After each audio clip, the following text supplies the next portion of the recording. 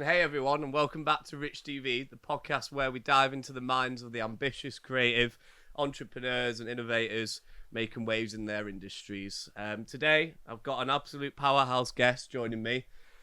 She's not just a highly skilled drummer, she's performed at major events like Ministry of Sound and beyond. And also, as a businesswoman, she's turned her passion for rhythm into a thriving drumming education brand. From teaching aspiring drummers to lighting up stages across the country, she's a definition of hustle, talent, and creative wrapped into one. So whether you're a music lover, a fellow creative, or someone looking to turn their side hustle into a business, this episode's for you. A huge thank you to Miriam for joining us today, and let's get into it. So how are we doing, Miriam? You okay? I'm good. I'm really excited to be here. It's great. Yeah, welcome. Yeah. So I think we'll just talk about yourself a bit first of all before we do the questions. So obviously, how long have we known each other for now? A couple of months, something like that. I don't know. Yeah, God, I don't know. It's like gone a few fast. months. It's gone really fast. It has. You've done a lot of stuff as well, haven't you? Like yeah, okay. Been on the road and everything. Yeah. So sort of glad. So obviously, you've got a studio in here, haven't you, where you teach people and that? Yeah.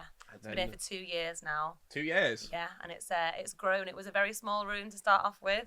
Yep. And it's grown now into quite a big space, as you've seen already. Yeah, it's great, isn't it? Yeah, you've got all the kit that you need, and also you've got a good amount of students as well, haven't you? And yeah.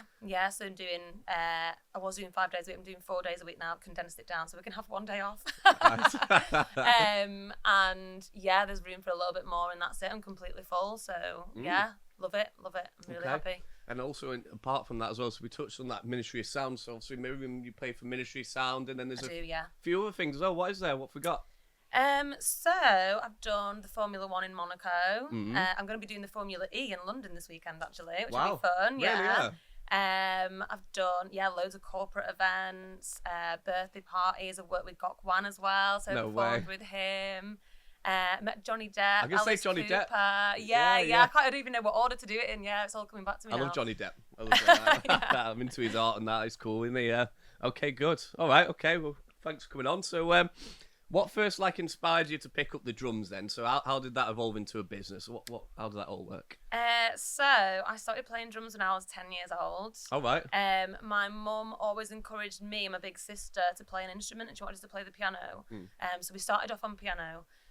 And then my sister went to secondary school and she started playing the flute, so she wanted to change instruments. So I just saw my big sister doing that, and I was like, I want to change instruments. Don't know where, to this day, where I got the idea of drums from. I don't know where I saw it. I don't know what it was. I was just drawn to it. And then I had my first lesson with Steve Gibson. He was my teacher, and he just said to me, like, have you done this before? And I was like, no. So it was naturally born into it. I was drawn to it for some reason, and then it was just, I don't know, it was just very easy for me. Okay, good. Starting off, I don't know why that was, but yeah. Oh, nice. Okay.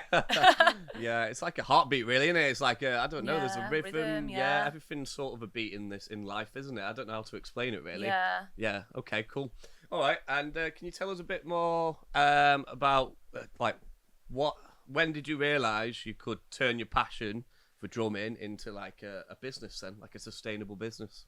I think when I started to teach, right. So I started with my drum career quite a bit later on than a lot of other people that I know. I didn't study music at university or anything, and I think I had in my mind, if I've not done that, then that's not going to be my career path. I think we're all kind of influenced by that when we're younger, aren't we? Yeah, we are. So just kind of undo that programming that we all get from society. I got back into drumming. I had all my grades and everything. So when I bought my house in Eccles, there was a music studio. It's not a music studio, a music school. Okay. Down the road, and I was just sat in a restaurant and I looked over and thought, oh my God, that's a music school there. I'd love to maybe just do some part-time stuff there, on the side for a bit of extra money. Okay. And then I got into doing that, and I basically just wrote them an email and was like, I'm just wondering if you're looking for any drum tutors, blah, blah, blah, blah. Yeah. Just moved to the area. And yeah, there was an actual opportunity that came up shortly afterwards. Oh, really? And then that all kind of just snowballed. I started off just doing one day, one evening a week after I was working in the daytime, and then my timetable built up, and then I was like, oh, I'd quite like to do this full time. Yeah. So then I applied for different music schools in Manchester. Yeah, which ones did you go to? Maunders Music School. Okay. Aura Music Academy as well after that. Yeah. And yeah, all of a sudden, like, I was just doing it full time, and then I got opportunities for gigging as well. Nice. So it all, I don't know, it all just kind of started snowballing. Once I started gathering some momentum, I was like, oh, actually, I could do more of this. And Yeah, I don't know, nice. it was just very organic, very natural. Yeah. Oh, good. Okay. And then obviously you're on this journey and you're here now. And how long you been at the studio here then for? 2 years. 2 years. Okay. Yeah. Okay. Cool. That's brilliant. Okay. And like moving on to that, like, can you just tell us a bit more about like what's been your proudest moment as being like both a performer but also like a business owner so far? Because I know a little bit already about your story. Like you like helping kids, don't you? And that. Yeah, yeah. What's the deal with all of that? So I guess like one of my proud moments was moving here. Okay. Nice. I realised quite well, I was working for music schools for maybe like 2-3 years, and I realised quite quickly in that time, I kind of watched how they got their students, and I watched how, like, you know, like doing free trial lessons, and then people pay up front and stuff like that. So I kind of worked out subconsciously maybe how it worked, and then I was like, hang on a minute, I could, if I rented somewhere, I could get the full amount of money for this. Oh, good. Okay. Yeah. And I worked out like how much that would be, and like against, you know, renting somewhere. So I thought, you know what, I'm going to take a gamble. I'm going to give it a go. So over the summer, when my gigs, a couple of years ago, my gigs are really busy. I was like, right, I'm going to find somewhere to rent. Found here, and then just see what happens. And then it just worked. So it was like a really nice moment when I sort of actually made that happen. I was like, oh my god, I'm actually here. Yeah, cool. And then it was like, okay, right, I need to start getting students in and advertising and stuff. And then that grew, again, organically. And the gigs supported me through that. So by the time January to March came, when it's sort of a quiet time. That's how it works. It quiets down. And... So it kind of quiets down in October. It quietens down maybe like January to April. Okay. And then it picks up again. That's nice, isn't it? Okay, so you've got like a bit of contrast then. So you're teaching, and then you're also doing gigs, and I don't know, it keeps it exciting, doesn't it? Yeah.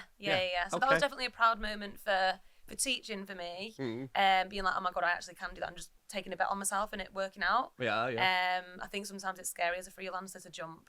Like, that is the scariest bit, when you're sort of in between something that's secure and being like, oh my god, like, I want to get here, but this is scary. Like, how's my next bill going to be paid type thing as well. Exactly, yeah. So you just got to shut your eyes and do it. And when you do that, your instincts kick in, and you have to make it work. Yeah, brilliant. You have to. Well done. Yeah, good. And then proud moment for gigging. Oh, there's just so many, isn't there? Definitely doing the Formula One stuff in Monaco. Like, that was my first ever abroad gig as well. And again, just taking a bet on yourself. You know, I didn't know anyone who was playing. It was an agency that I'd done maybe a few gigs with before. It was Club Class.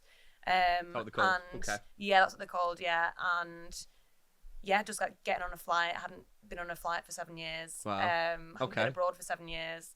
And just being like, you know what, like, let's just do it. Yeah, nice. And from that, I met Ellie Sachs, actually. She was doing the after parties. Is that where you met her? That's where I met her. So so that was a proud moment. And then the Gokwan gig, meeting all of the Hollywood vampires and stuff like that was amazing. That was just through networking and things. That's cool, isn't it? And then now moving on to Ministry of Sound with Ellie Sachs and on the Ibiza Anthems tour, like, that was like getting that. Yeah, nice. That gig was really good. Well, what's just go into that? So, like, obviously you play with the Ministry of Sound. Ellie Sachs is like the main act, should we say? Then, so she's fronting it. Is she fronting it? Okay. And then I'm trying to understand what it is. So obviously I'm going to see you on Friday, aren't I, playing? I'm excited for that. It's going to be good, isn't it? Yeah. But to understand it a bit more around the context of that. So it's Ibiza Anthems. Like, how does it all work? Like, where's it come from? So Ministry of Sound, the brand, an agency called Coalition Presents. They've got rights to that brand, and they put on the show Ministry of Sound Classical. Is that what it is? So there's 2 shows. So there's the Ibiza Anthems one, and there's the classical one. That's been going for 7 years. Ellie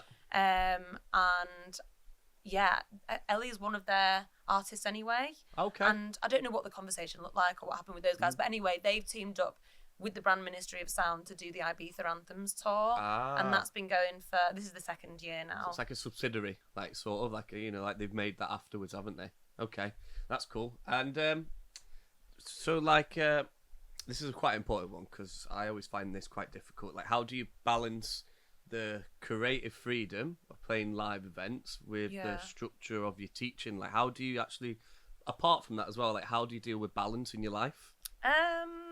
Work-life balance is a hard one. Yeah, I've seen your diary. It's a nightmare. But I think when you love what you do, it don't feel like work. Okay, good. Yeah. Sometimes I get a bit of burnout. Yeah. So I need to be able to catch that before it happens. Mm-hmm. Yeah, I mean the teaching, they coexist very well together. So the teaching, currently I'm teaching Sunday till Monday. Okay. I've got Thursday off. Mm-hmm. For just a day for myself. Yeah. And then Friday, Saturday I normally gig, sometimes a Sunday as well. So when I do have to have a gig over teaching, I'll just let my students know I'm really sorry I'm not here this week. But that goes two ways anyway. They'll say, oh, look, I'm not here this week, I've got a holiday or whatever. So that's all we right. kind of, we have a bit of a to and fro with that sort of stuff. I've noticed you prioritise your, I would say, like your health. I've noticed that. So you like your mental health and also like your, you go to the gym, swim, and all that type of stuff. So that seems like a big, like, important thing for yourself. Is that right? Yeah, I think you've got to stay fit and healthy. Yeah. To do what I do. To the high caliber, like to keep it going. Yeah, especially that jumping around on stage and like it's a sweaty job. Okay. I'm not gonna lie. So people trying to hug you afterwards. I'm like, are you sure you want to hug me? Like, this is not a good time. Okay, cool. But yeah, so I think like meditation. Is that what you do in the morning? Do you do that in the morning? Yeah, I do a bit of meditation. I always write my gratitude, like what I'm grateful for. Yeah. And yeah, I think that's really important as well, just to practice that and keep yourself in a level headspace, really. Yeah, cool. Okay. And like, do you, with like the teaching as well, do you like tailor your teaching style dependent on the student? Like, does it vary? Absolutely. Is that how it works? Yeah. Yeah, I'm very like intuitive, so, and that's like with everything that I do, even like going to gigs and stuff like that, and like reading the room. So when I teach, I'll get a bit of a background on like the students to say if they've got any specific needs, like like some students that I teach are autistic or ADHD. Yeah. So, and it's just sort of understanding how they learn as well. Okay. At their pace. Whether they prefer audio or if they prefer reading, or I do a combination of both. Sometimes, like maybe the parents want to sit in for the first lessons because the student's really nervous. So I've had that for a while until they build up like a little bit of confidence and trust. So what I love about teaching is making sure that my students are comfortable and that they're getting everything that they need to out of the lesson, and for whatever reason. So they could be coming in for grades, they could be coming in because they want to prepare for a gig, they could be coming in because this is just a space for them to forget about the troubles, you know. That's and nice. It's just very specific to each student and what they want. And I think I'm quite emotionally intelligent. Okay, good. That I can work out in the moment what people need. Like, you sense feelings. And Yeah, that. Okay. yeah, absolutely. And like what would be beneficial for them. Oh, nice. Yeah. Okay. I think you touched on it then, like the grades as well. So like, you grade your students, don't you? Is that how it? How does it work? Yeah. So there's grades 1 to 8, and some students who come to me have been playing before, so they'll come in at a higher level, and I'll work that out quite quickly as well from their experience, where they're at, if that's what they want to do. So I do I can prepare them for doing performance exams, the usual exams, so it's like 3 songs and all your technical stuff and questions at the end. I also, if students aren't comfortable going to do one-to-one exams, then I will do the video exams for them and submit that for them. So there's loads of different things that you can do. Right. Yeah. Okay, cool. That's good. And I think just popping back over to like the Ministry of Sound stuff. So like you perform like some iconic events and all that. So what's like the atmosphere, right, behind like the drums? Like, I don't know, like before you're going on stage and like the build up to it, or like the day, like before you go in there. Okay, yeah, so the day, so we normally go quite early. We normally have an early sound check, so it's like, I don't know, waking up sometimes at like 5 in the morning. Oh, is it? Oh, right. To get on the road for 6 and drive 4 hours to get to your sound check for 10 o'clock. Bloody hell. Okay. Yeah, it's a long day. And then, we'll go and sound check. I go in and set up my drums. Okay. So I'm there a little bit earlier. Set up, sound check with the team and everything, have a few laughs and, get some coffee, whatever. And then it's a big waiting around job, really. So it? I always call it hurry up and wait. Like, hurry up, you've got to be here at this time. Now wait for 9 hours. Well, how long was it the other day? It was it was 9 hours. 9 hours? Yeah, Oh, yeah, God. I know, yeah. Okay, fair enough. So, You've yeah. got just friends, though, haven't you? Like, it's, you know, it's not like you sat around bored. It's, yeah, you make friends okay. with people on the show and everything. And, yeah, it's always really nice to catch up with those guys. Oh, that's nice. Okay. And do you ever, like, improvise during these live shows? Like, is everything, like... Is it... Cause, like, DJs, for example, they'll, like... pre-plan their sets, but with drums, obviously, it's a bit more. How would you describe it? Like you go with the flow, maybe? I don't know. Yeah, definitely. So it depends on the show. Yeah. With Ministry of Sound, the set is the set. Is it? Is it Yeah. pre-planned? Yeah. So Okay. the set's the set, and yeah, within that, like I know exactly when I'm going to come on. Do you? I know when I'm going to be playing. Like I know all my stage points and everything. So that's all planned. Yeah. But then within the songs, like sometimes I'll do things a little bit different Okay. than maybe however, so it's never exactly the same, but some parts are the same. Yeah. When it comes to, you know, doing events such as, you know, like the Formula One stuff or like weddings, You corporate do a events. lot of weddings, don't you, as well? Yeah. So when it comes to that, the DJs usually read the room and then we go along with it, but it's usually the sort of typical set. Yeah. Of like, you know, Happy yeah. house. Yeah, basically, yeah. So I can kind of Funky predict house. this sort of things that might come up, but sometimes I get caught off guard and I'm like, I don't know this song, and me and the saxophonist will be looking at each other like, I don't know this one. That was the vibe, you know. I enjoyed that. So yeah, just go with the flow, and it's quite easy to predict because especially with house music, it's like, okay, well, sequences of fours, so like it'll be like 8 bars, 16 bars, 32 bars. You can kind of feel when the music's going to change. Yeah. Okay. So it's quite easy to predict in my mind anyway. That's cool. Okay. And what were like some of like if we were to go back, like what were some of the early challenges you faced when launching this drum business? Like what was hard? What was really hard? Well, this place not being finished. Okay, yeah. Yeah, I never saw it like so. Oh my god, yeah. So I was meant moving in January, and then it kept getting put off because of course like building work, it just takes longer than you expect. So I ended up moving in like June, July sort of time. But the waiting room wasn't there. It was, you know, hanging lights everywhere. And yeah. So that was a challenge for me, being like, look, guys, I'm really sorry. This is the situation where I'm in. And I'm so grateful that my students, you know, stuck by me through that, because it was quite a few months. I think it got sorted in September, maybe. Okay. So yeah. So they weren't coming for the area. They were coming for you, basically, weren't they? That's nice, isn't it? So I'm really grateful that they stuck with me through that. Okay. Because that was a difficult transition time for me. Yeah. Just trying to build up a timetable and stuff, and how can I advertise when it's all chaos? Yeah. Okay. So that was challenging, but yeah, I'm really grateful that everyone stuck with me. Oh, good. Okay.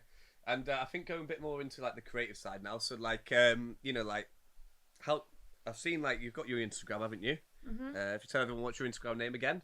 Miriam_drums. Okay, there we go. Does what it says on the tin. Yeah.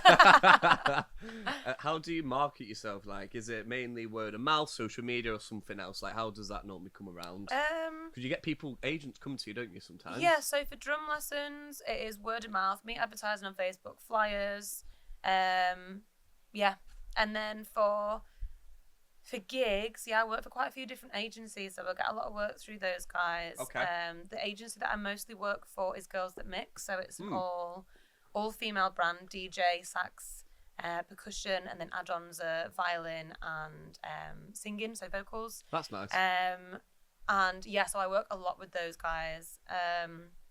And yeah, just other agencies really. And then sometimes it'll be a recommendation from a DJ that I've worked with, or, you know, someone that I've worked with who said, oh, Miriam's great to book. Yeah. Here's an email, see if she's free. But yeah, so it's a real mix of things, and yeah, word of mouth for sure. I think obviously like the future plans that you want to start doing more videos with the drums, aren't you? So I do. So yeah, my background really is in drum kit, but as it turns out now, I do a lot of DJ percussion gigs, which has been great. You know, it's really easy. I just chuck the bongos in the car, drive to wherever I'm going, and I just do my thing. Yeah. But I do feel like it doesn't showcase my skills. Your drum skills. To the maximum. Okay. Yeah, exactly. And the industry works as it's backwards, but bongo gigs and percussion gigs pay more than a drum kit gig. Oh, really? Yeah. And that's why I've ended up going down. Is that because that route. Is the reason for that is because it goes more with house music, and then like I don't know, I would say like the drums is more rock in it. I don't know how to describe it really. What do you reckon? I'd just say that when you're booking entertainment, Yeah. if you got a DJ, sax and percussion, you book all that together, that's going to work out a lot cheaper than booking a full band. Okay, makes sense. You know, your full band, I mean, maybe even if you had like a 4 or 5 piece, you know, that money's got to then spread around at least 5 people. Oh, yeah. Okay. So I think that is ultimately the reason, and you know, people also book a DJ anyway. Yeah. So it just works out cheaper, and then you've got that live music element of like, you know, live instruments. Oh, but you've also got your DJ. So I think there's more budget there, and that's why the fee is higher. Okay. That makes sense. And then also for me, it's like when you got all your band rehearsal time, so you've got to maybe hire your space, do all your rehearsals. Oh, so you cut that out then, don't you? So You don't I've really cut need all that. of that out. That's clever. Yeah. You are very business minded. I like that. I always say work harder. No, work smarter, not harder. Yeah, There we that's go. it. Yeah. Getting my words mixed up. Someone was saying the other day, like, build it and they'll come. That's pretty much what you've done, haven't you? You know, you've built your drums teaching business, and people have decided it sounds really good. I want to do it. Yeah, I mean, there's always people always want to learn. Yeah. An instrument. It doesn't matter how old you are or. Do you have any older clients? Like, yeah, I do have. I see 1 or 2 come in. Yeah, I've got people who come in. They just wanted to learn drums, and they just didn't do it when they were younger. Okay, that's cool, isn't it? So there's never like a time never to give up on stuff, isn't there? You know, you can give it a go, isn't it? I think it's such a social block, isn't it? Like we get to a certain age, and we're like, oh well, if I've not done this by this age, then I'm never going to do it. Yeah. You know, and actually you can pick up a skill. Yeah. Yes, it's easy when you're a kid because you're a sponge and you're soaking everything up, but I mean, we're always learning. Yeah. You know, when you progress through life, so why would learning an instrument be any different? You know, I've had to learn how to do a tax return. That's been awful. That's been a terrible experience, but I've had to learn it. You know, I always said, I always said to myself I'd make it by the age of 30, and if not, I'd go and work in. I can't remember what I said. I don't want to say it like to offend some people, but like basically. Like, I'm 30 now, but, you know, you've still got time to make it. I don't know, you don't have to make it, but just do what you want in life. Well, it's like, you've got to question to yourself, like, what is success to you? And I remember I went to art school, and I finished art school, and was trying to get a job in the fine art world, and I just wasn't finding anything consistent. Okay. I was getting bits of freelance work, but nothing like teaching that was consistent. What do you paint? Yeah, I do all sorts. Mold making. You have to show me some of that. Print making. Yeah. Sculpture. Like, really? A long time ago. No way. Yeah, I've not done it for like 7-8 years now. What was I going to say then? It's gone now. I think we'll touch on art then. So we'll touch on art a bit then, because that's interesting. So obviously I know art. What I was going to say. Sorry. Yeah, it's come back to me. So I was questioning what my idea of success was. Okay. So to me, when I was in my early 20s, I finished uni, I said to myself, my idea of success is to make all my money from my creative skills. That's so cool. I was making candles. I had a little candle making business for a while. I was doing like art stuff and like selling arts and crafts at fairs, like art, like I'm into like gothy stuff, so like tattoo conventions and goth fairs and stuff like that. And then so I kind of had a very open brief, if you like, of like, I want to make my money from being creative. Doesn't matter what that looks like, but that's my idea of success. Cool. And then it kind of just it allowed it to organically grow into something that I didn't have a preconceived idea of. It's interesting when you take an idea out of your mind and then it comes into reality, isn't it? You know, it's a nice feeling, I guess. You know what I mean? Yeah. So not art alone. Like obviously, like we've seen some art before, and obviously we've had art people on this week, like some funny one there. Like we'll show that, but it'd be nice to see more art stuff related, I think. And maybe we can have in the future. We'll see what Miriam can do. I would really like to get into that. That'd be cool, wouldn't it? Yeah, I just need the time. Where's the time? There's no time. There's no time. I wish that I could just take a pill to like just be awake, or like put a new battery pack in my back and not sleep, because like honestly I hate sleeping. I've got too much to do. That's good. It's good. At least you've got a passion to do. That's good. Yeah. All right. And what's something you've learned recently that's changed the way you run your business or the way you perform, type thing? That's a really good question. It's a tricky one, isn't it? Go on, ask it me again. So basically, what have you learned recently? So it could be anything. You've learned how to do something different, a technique that's changed the way you run your business or perform on sets. So for me, I get a lot of imposter syndrome. Okay, do you? Yeah, massively. It's quite common. I know a lot of people with that, you know. Yeah. And I think just like learning to acknowledge that is just a thought. Okay, good. Yeah. And it doesn't have to consume me. Yeah. And then just thinking, no, I do have a right to be here. Good.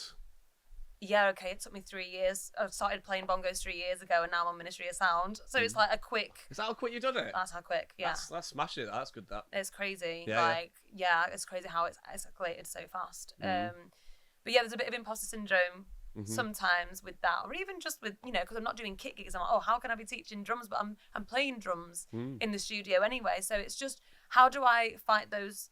Not even fight them, but just acknowledge that is imposter syndrome. That is not reality, and trying to separate. Yeah, basically labeling it and just acknowledging like that's not actually true. Yeah, okay, and that's cool. just what that is, and compartmentalizing it. Yeah. So that I can actually focus on reality and being like, well, I wouldn't have all these students. I wouldn't have a full timetable. I wouldn't be working with Ministry of Sound. I wouldn't be a full-time musician. Yeah. If any of that was true. So it's just trying to get my head into reality a little bit more. There's always like there's always like certain energies, isn't there? Like I'll say like there's energies with positive energy. You got like all this stuff going on and it's all exciting, and then but there's always like negative energy trying to push people down. I don't know. It's interesting, the world, isn't it? Like we had the Reiki guy on. I think it'd be good for you to meet him and like understand him. He's really cool.